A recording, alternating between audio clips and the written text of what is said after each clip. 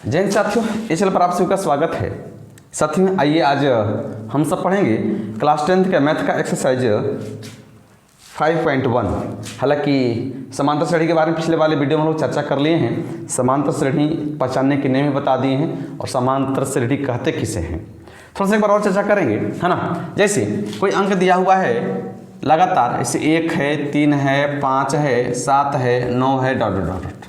कहने का मतलब ये दोनों के बीच का गैप जो है ना सेम होना चाहिए, यानी बराबर होनी चाहिए। दोनों गैप कितना का है सर? 2 का है, इसका तो 2 का है, फिर इसका बाद 2 का, इसके बाद 2 का, है ना। तो इस समांतर श्रेणी में है।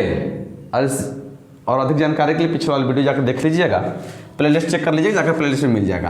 तो ये क्या है? समांतर श्रेणी। और प्रथम पद को हम लोग A1 बोलते हैं, A2, A3, A4, A5 ऐसे पद को, है ना। और अब D ज्ञात करने के लिए हम जैसे बताए हैं A2 minus A1, A3 minus के A2, A4 माइनस के A3, ये सब D ज्ञात करने के लिए, सर्वांतर यानी अंतर ज्ञात करने के लिए, डिफरेंस ज्ञात करने के लिए। समझ गए? इतना तक हम चर्चा कर दिए थे। और अब जैसे अब इसमें से एक फॉर्मूला बेहद फॉर्मूला है जो कि आपको बहुत काम करेगा। n बराबर होता है a प्लस के n माइनस के 1 इंटू डी।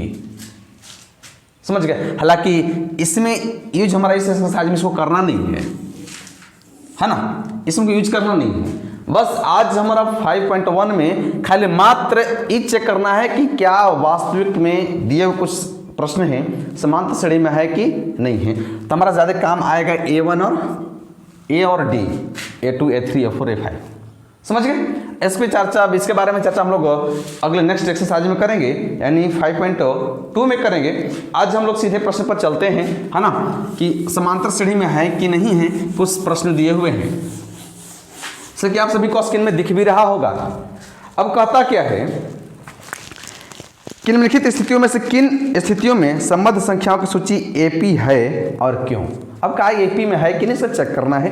तो सवाल कहता है कि प्रत्येक किलोमीटर के बाद टैक्सी का किराया, जबकि प्रथम किलोमीटर की किराया 15 रुपया है और प्रत्येक अतिरिक्त किलोमीटर की किराया 8 रुपया है। देखिए अब कहता है कि अब मान लेते हैं अब हम लोग घर से कुछ दूरी पर मेरा स्कूल है, सब कुछ 5-7 किलोमीटर कुछ भी हो, है ना। तो वहाँ स्कूल गए और वहाँ जाने के बाद मेरा फिक्स भाड़ा है 15 रुपया, ठीक है।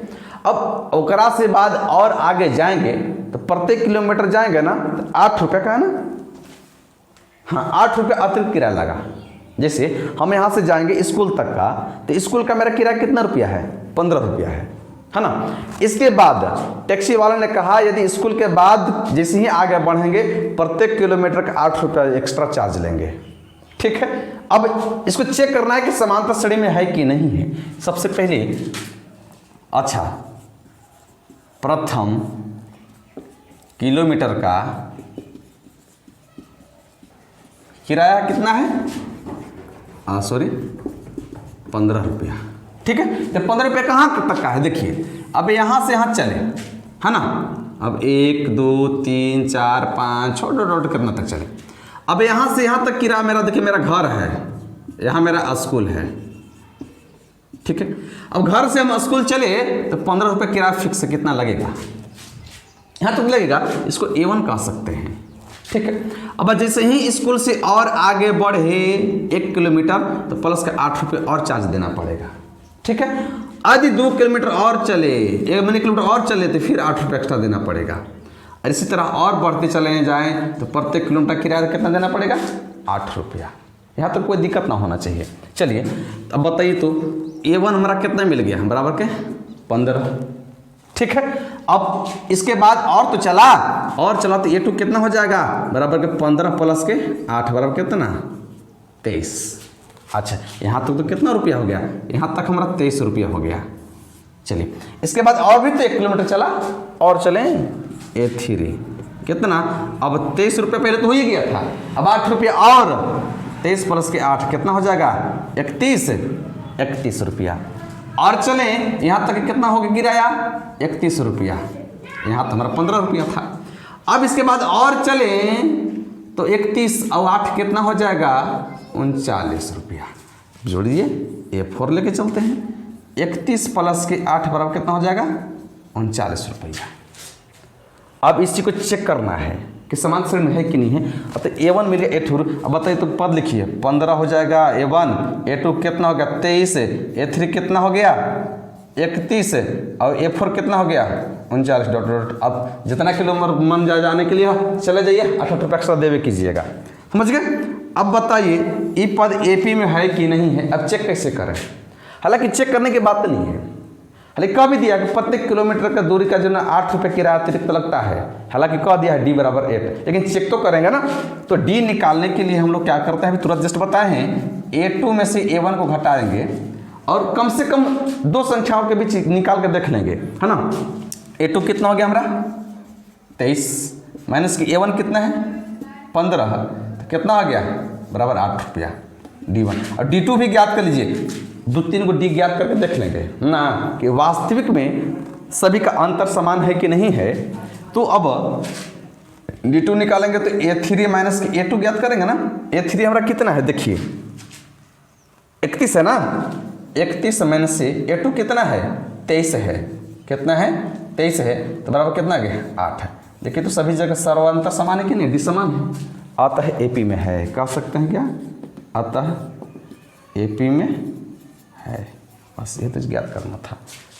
जो हमारा सवाल दिया हुआ है, जो टैक्सी का अतिरिक्त 15 रुपये किराया लगता है, वो जो है ना AP में है। जो हमारा पद क्या क्या मिला देखिए, पद मिला, ठीक है कि नहीं, सॉरी हाँ AP में है, बस इतना तो ज्ञात करना था, ठीक है। अब स्क्रीनशॉट ले लीजिएगा, फिर नेक्स्ट क्लास में अरे नेक्स्ट क्वेश्चन में देखेंगे हम लोग। आइए अब दूसरे के क्वेश्चन में चलेंगे। कहता है किसी बेलन में उपस्थित हवा की मात्रा, है ना, किसी बेलन में उपस्थित हवा की मात्रा जबकि वायु जो है निकालने वाला पंप प्रत्येक बार बेलन की शेष हवा का 1/4 भाग बाहर निकालता है। अब कहता है एक बेलन है, बेलन के आकार की टंकी होगी, टंकी में कुछ हवा होगा, है ना, और जब हवा की मात्रा जब निकलती है ना, प्रत्येक बार जो है ना बेलन की शेष हवा का 1/4 भाग बाहर निकलता है। अब सेक्सी में चेक करेंगे कि सही में वास्तविक में AP में है कि नहीं है। अब देखिए एक बेलन के आकार की टंकी है, समझ गए, चलिए टंकी छाप दीजिए, टंकी है, ठीक है, इसमें कुछ हवा है, क्या है, हवा भरा हुआ, पानी मत समझ लीजिएगा, हवा है ना। कहता है कि जबकि वायु निकालने वाला पंप जो प्रत्येक बार बेलन की शेष हवा का 1/4 भाग बाहर निकलता है। अभी तो कहा तो नहीं ना कितना हवा है, मान लीजिए, माना, अच्छा, और टंकी में हवा ना, बेलन में लिख देते हैं, बेलन सवाल कहा है तो बेलन में हवा बराबर कितना है 1, ठीक है, हालांकि इसे कुछ भी मान सकते हैं, है ना। अब कहता है तो हमारा पता हो गया कि A1 क्या है सर 1 है, ठीक है। अब कहता है कि प्रत्येक बार इसका 1/4 भाग बाहर निकालते हैं A2, तो इसी का अच्छा काम लिख कुछ होता है गुना, एक अभी ना 1 का 1/4 भाग बाहर निकालते हैं तो 1/4 हो गया, ठीक है। इसी का 1/4 भाग बाहर निकालते हैं, इतने 1 का 1/4 भाग कितना हो गया ना, इतना हम बाहर निकालना है हमको, है ना। तो A2 बराबर कितना हो जाएगा 1 माइनस के 1/4, हल करेंगे तो क्या हो जाएगा। अब देखिए 4 का लघुत्तम ले लीजिए, 4 हो जाएगा, और 4 हो जाएगा माइनस के 1 हो जाएगा बराबर के 3/4।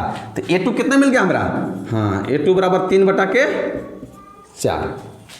A1 तो इतना था, 1 था, माने थे हम, और A2 इतना का 1/4 भाग बाहर निकालते हैं, तो इससे कितना बच गया 3/4। अब इसी का 1/4 भाग और बाहर निकालेंगे। देखिए एक ज्ञात करने कम से कम A3 तक A4 तक जाना ही पड़ेगा। तो अब देखिए अब A2 तो मिल गया, अब इसका 1/4 भाग बाहर निकालेंगे।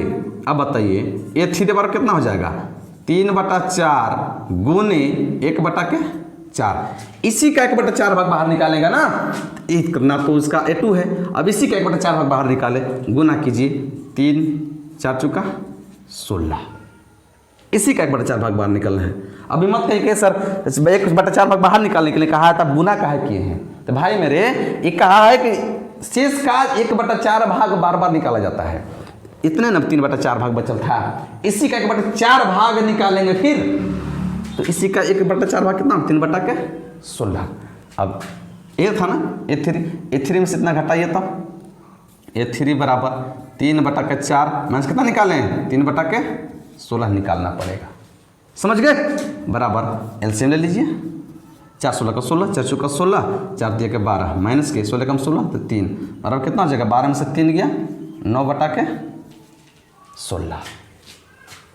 अब A3 मिल गया हमारा A3 बार कितना 9/16।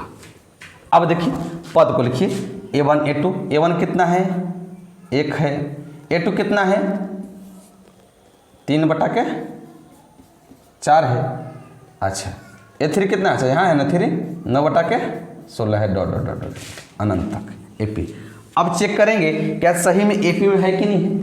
AP में ज्ञात करने के लिए चेक करने के लिए क्या चाहिए हमको D चाहिए है ना। अब D चाहिए तो D क्या निकलेगा सर तो D हुआ।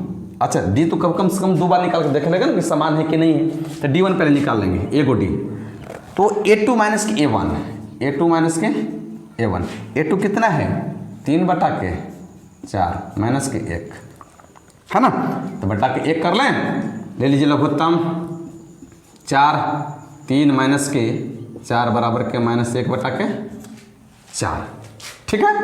अब D2 चेक कर लें D2 बराबर के A3 माइनस के कितना A2 A3 कितना है 9/16 माइनस के A2 कितना है 3/4। अब दोनों के लघुत्तम लिए हैं तो 4 16 का 16 रहेगा 9 माइनस के 4 चौका 16 4 के 12 बराबर के -3/16 देखिए तो D समान आ रहा है क्या कह सकते हैं D1 नॉट इक्वल D2 है। दोनों समान अगर रहता तब न कहते कि सर AP में है लिख सकते हैं कि आता है AP में नहीं है कहानी खत्म। यदि D समान रहता D1 और D2 दोनों सेम रहता D3 भी निकाल सकते थे और पद भी आगे निकालते। अब इसका था अब इसका 1/4 भाग और निकाल देते तो हमारा A4 निकल जाता समझ गए। लेकिन ज़्यादा क्या करना हम A3 तक चले जाएंगे तो खुद हमारा D पता हो जाएगा समान है कि नहीं समान है वो तो हम लोग चेक कर सकते हैं हमें खाली चेक करना है। अब बताइए AP में तो नहीं है बस यही हो गया आंसर। उम्मीद है कि समझ में आया होगा। स्क्रीनशॉट लेंगे इसके बाद फिर नेक्स्ट सवाल में चलेंगे तीसरा की ओर स्क्रीनशॉट लेंगे। आइए अब क्वेश्चन नंबर 3 कहता है प्रत्येक मीटर के खुदाई के बाद एक कुआं खोदने में आई लागत जबकि प्रथम मीटर खुदाई लागत 150 रुपया है और बाद में प्रत्येक मीटर खुदाई की लागत 50 रुपया बढ़ती जाती है।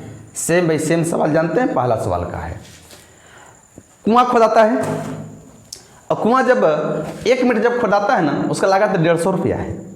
1 मीटर खुदाया उसका लागत कितना है 150 रुपया है।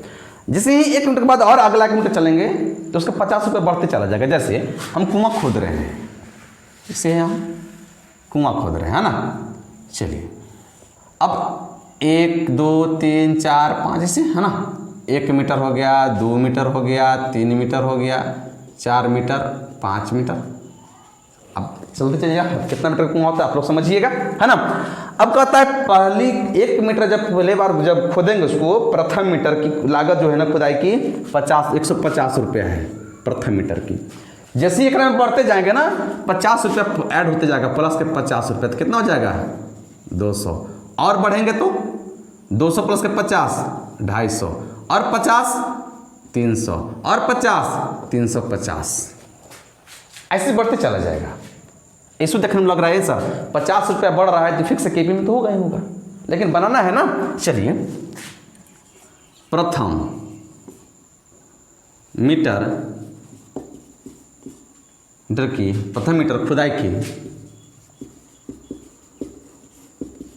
खुदाई की लागत बराबर कितना है 150 रुपया ठीक है। अब एक बाद जैसे अगला बढ़ेंगे तो 50 रुपया ऐड होते जाएगा तो दूसरे मीटर की द्वितीय मीटर खुदाई की लागत बराबर कितना 150 प्लस के 50 बराबर कितना 200 रुपया ठीक है। चलिए अब तृतीय 33 मीटर की खुदाई की लागत कितना? अब 200 प्लस के 50 बराबर कितना हो? 300 रुपया। ठीक है ना? ऐसे बढ़ते चले जाएंगे, है ना? तो मिल जाएगा हमारा। अब देखिए, अब A1 बराबर कितना हो गया? 150।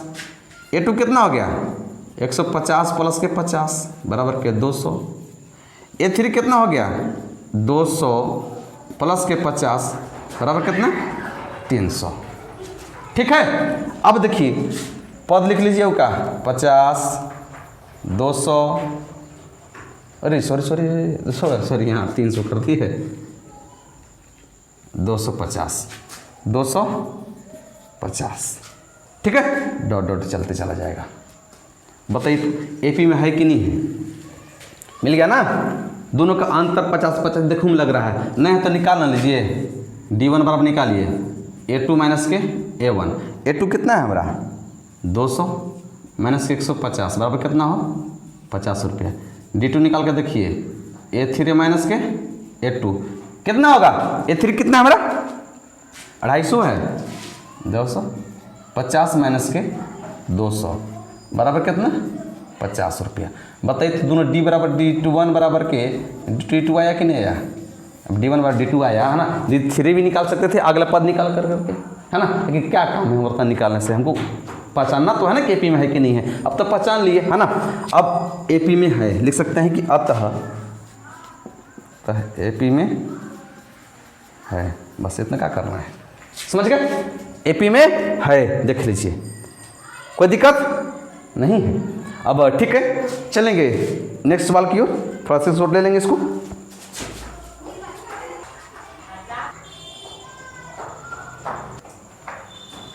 आइए अब चौथा सवाल में अब कहता है खाते में प्रत्येक वर्ष मिश्र धन जबकि 10,000 रुपये की राशि 8% वार्षिक की दर से चक्रवृद्धि ब्याज पर जमा की जाती है। समझ गए? खाते में कितना है? 10,000 रुपया है ना? और प्रत्येक वर्ष मिश्र धन, ठीक है, खाते में प्रत्येक वर्ष का मिश्र धन कितना? जबकि 10,000 रुपये राशि है, रेट कितना है? 8% है, तो चक्रवृद्धि ब्याज पर जमा की जाती है। अब इसको ज्ञात करना है। पहली बात की प्रथम पर तो निकल गया है, A1 बराबर मिल गया कितना? 10,000। ठीक है, प्रत्येक वर्ष। देखिए इंग्लिश का नहीं कह सकते, सॉरी कोई बच्चे आ गए थे, है ना? इंग्लिश क्लास ऑफलाइन बैच चलता है, उसको पता करने के लिए कि सर कब से है। चलिए आइए, तो प्रथम पद कितने मिलेगा हमारा? 10,000। और देखिएगा कितना भी राशि हो तो उनका साधारण ब्याज और चक्रवृद्धि ब्याज एक साल के लिए समान होता है ना? और चक्रवृद्धि ब्याज होता है ना, ब्याजों का ब्याज लगता है। जैसे आज हम 500 रुपया लिए और चक्रवृद्धि ब्याज पर कुछ रेट के दर से अगला महीना हमारा मान लेते 500 रुपये लेकर 550 रुपया हो गया है, तो अगला बार के लिए मूलधन हमारा 550 रुपये हो जाएगा।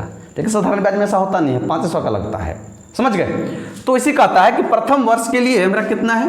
10,000 है, तो अगला बार कितना देना पड़ेगा, है ना? तो एक चीज़ याद रखिएगा, चक्रवृद्धि ब्याज के लिए वो मिश्र धन का फॉर्मूला होता है, जानते हैं क्या? P × 1 प्लस के रेट बटा के 100 × के टाइम, याद करके रखिएगा। एक साल के लिए तो समान है, A1 हमारा निकल गया है। अगले साल का निकालेंगे, क्या निकल जाएगा? P कितना हमारा है? प्रिंसिपल यानी मूलधन 10,000 है, 1 प्लस के रेट बटा के कितना? 100। ठीक है, अब एक साल का तो निकलना होगा, है ना? अब इसका कितना चक्रवृद्धि ब्याज हो जाएगा? एक साल का तो दिया हुआ है। अब बताइए, अरे सॉरी, रेट कितना हमारा है? 8% है ना? 8% था रेट दर ना, तो रेट की जगह पर हम लोग 8 लिख सकते हैं। अच्छा यहाँ पहले छोड़ दीजिए, इतने पर छोड़िए, 8 लिख देते हैं डायरेक्ट, फॉर्मूला तो लिखा हुआ है 8। काटिए, 4 दूना के 8 है, 25 चौका 100। समझ गए? अब आइए 10,000 पोस्ट में लिख देना इसे, 1 प्लस के 2 बटा के 25 हो जाएगा, है ना? तो हो जाएगा कितना? 10,000। अब काट एलसीएम लेंगे तो 25 से कम 25 रह जाएगा, और गुना करेंगे तो लघुत्तम लेंगे तो 25 से कम 25 रह जाएगा, प्लस के कितना हो जाएगा? 2। कितना हो जाएगा? 10,000 गुना के 27 बटा के 25। ना। अब इसको काटेंगे तो कट जाएगा, 25 चौका 100, 400 बराबर के 400 गुना के 27, 400 गुना के 27। आप लोग गुना कर लीजिएगा तो इसका आता है शायद 10,000 कुछ आ जाएगा, है ना, 10,800 आ जाएगा। गुना करेंगे तो 10,800 हमारा A2 मिल गया। ठीक है, प्रथम पे कितना था पहला साल के लिए, पहला साल के लिए आप 10,000 कितना मूलधन था, एक साल के लिए कितना हो गया 10,800, हमारा A2 निकल गया। अब A3 निकालेंगे, A3। अब देखिए अब टाइम अगला साल बढ़ जाएगा, अब एक साल के लिए हो गया, अगला साल के निकालेंगे। अब निकालेंगे 10,000 इंटू 1 प्लस की रेट कितना 8/100 स्क्वायर, क्यों, क्योंकि अगला साल के निकाल रहा है, समझ गए। चलिए अब कितना हो जाएगा 10,000। अब इतना काटे हैं हम लोग, सेम यहाँ काटे हैं तो हमारा 25/27/25 मिला था। अगर हल आप लोग कर लीजिएगा, कर दें, अच्छा कर देते हैं पहले, प्लस के काटेंगे इसको तो सॉरी यही काट लेते हैं, 4 दूना के 8 25 हो जाएगा 25, हो जाएगा 25 प्लस के कितना 2 स्क्वायर हो जाएगा 10,000 गुना का हो जाएगा 25 2 27/25 का स्क्वायर हो जाएगा 10,000 गुना के 27 का स्क्वायर कितना 729/625, समझ गए। यदि इसको हम लोग काटेंगे तो जानते हैं कितना बार में कट जाएगा, हम तो काट के देख लिए हैं, आप लोग काट के देख लीजिएगा 16 बार में कटेगा। तो 16 गुना कितना आ जाएगा 729, ठीक है। आइए अब इधर गुना करेंगे तो हम तो गुना किए हैं, 11,664 आता है, 11,664। अब देखिए हमारा A3 भी मिल गया, समझ गए। आइए तो सजा के लिखिए हम लोग A1 A2 को। पहला पद कितना हो गया 10,000, सॉरी 1,000 काला हो रहा है 10,000। दूसरा का पद कितना हो गया 10,800, 10,800। तीसरा का पद कितना हो गया 11,664। डॉट डॉट डॉट आगे बढ़ते चला जाएगा, अब जितना लेके जाना है। बताइए अब AP में है कि नहीं है, एक ने चेक करना है हमारा, है कि नहीं। कुछ पद तो मिल गए, अब इस पद को चेक करना है कि AP में है कि नहीं है। अब क्या करना है D1 निकाला के देखें तो A2 माइनस के A1, A2 कितना है 10,800 माइनस के 10,000 तो कितना 800, ठीक है।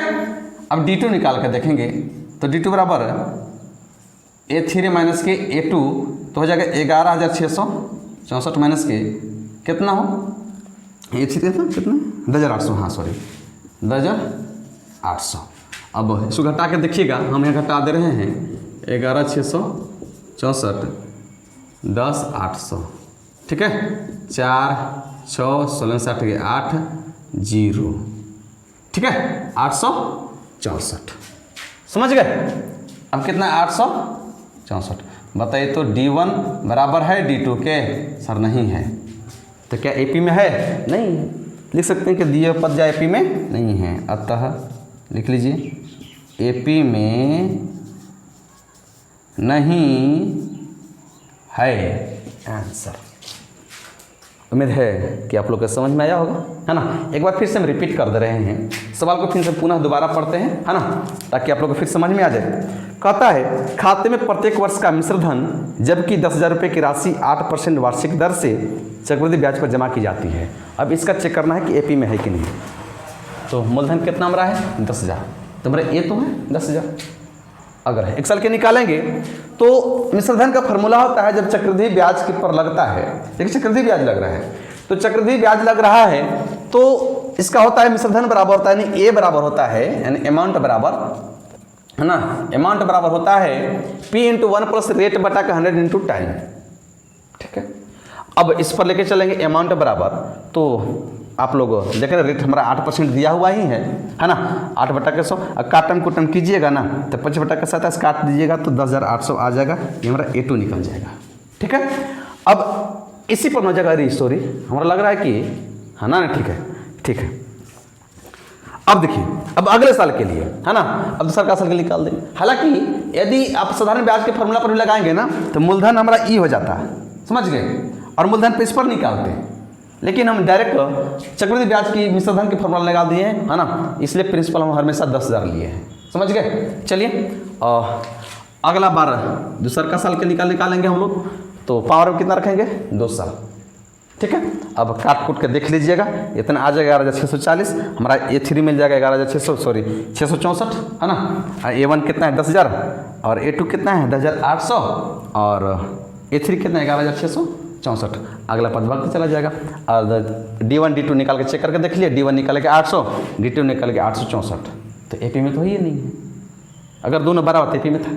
ठीक है, उम्मीद है कि समझ में आएगा, स्क्रीनशॉट भी ले लेंगे, और फिर मिलते हैं नेक्स्ट वीडियो में क्वेश्चन नंबर 2, 3 को लेकर करके, है ना। एक लंबा वीडियो हो जाएगा, है ना।